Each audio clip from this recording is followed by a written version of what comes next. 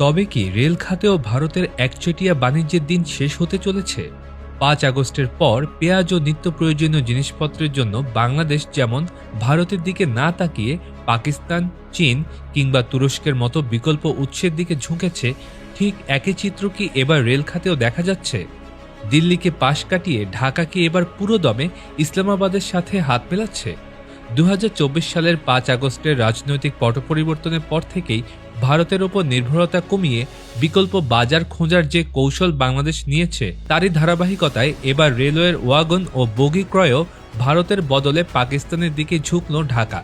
অন্যান্য আন্তর্জাতিক সরবরাহকারীদের তুলনায় উল্লেখযোগ্য কম খরচ এবং উন্নত প্রযুক্তির সুবিধার্থে পাকিস্তান থেকে মালবাহী ওয়াগন ও যাত্রীবাহী বগি ক্রয়ের জোরালো আগ্রহ প্রকাশ করেছে বাংলাদেশ।